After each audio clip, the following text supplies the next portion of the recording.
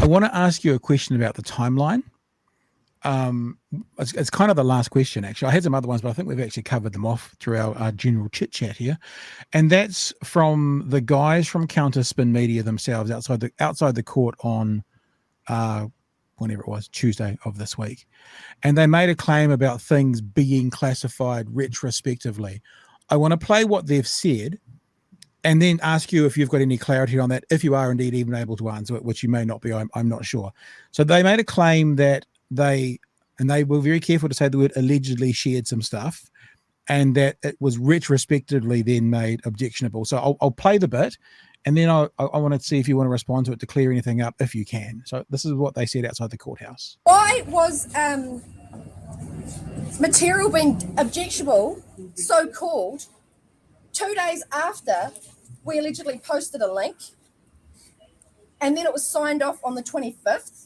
So allegedly we posted it on the 22nd. So it's retrospective now, is it? It was the Chief Censor allegedly deemed it objectionable on the 24th, signed off on the 25th. This is in February earlier this year.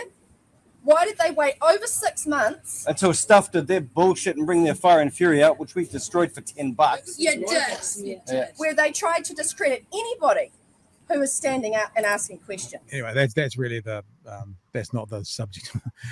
So they're saying they're claiming that there was a retrospective piece of material that was objectionable, and then they were pulled in after, if they allegedly shared it. When they allegedly shared it, it wasn't objectionable.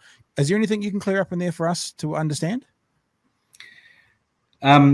I think there is. I mean, obviously, I can't comment on the specifics of any matter proceeding through the courts, and I am no longer the Chief Censor, and I'm not aware of actually the specifics of the material that is the subject of but the case. You were Chief. This was in February. You were still Chief Censor when this went through. Just checking. I was, but the point I'm making is I'm no longer the Chief Censor, and I literally do not know.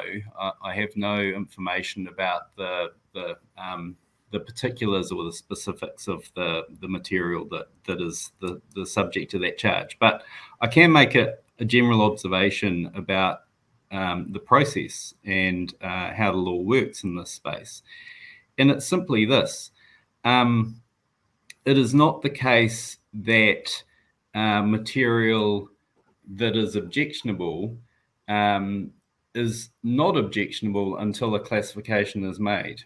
Right. So if material is objectionable, it's always objectionable, irrespective of the date of the actual classification. And to illustrate that, to help, I guess, kind of make that understandable, is if someone videos themselves sexually abusing a child and has a recording of that, and shares it with someone or shares it with a network, then it is no defense to those people trading and possessing that material that there doesn't happen to be a classification formally in place around it.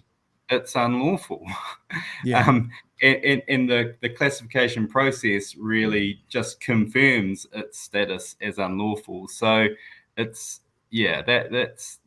there's simply a process that is easy to miss in terms of kind of how these things work. But if you really think it through practically in terms of how it must work in that context and other contexts, it's not a matter of retrospective application. It's a matter of going, oh yeah, this is unlawful, and now we have a confirmation and classification of that. So it's basically saying, and these are my words, not yours, that an item has always been illegal, but it's just come out into the light. So we now are making it officially known that it's illegal, but it was still illegal before the actual moment that it came out into the light. Essentially, yeah.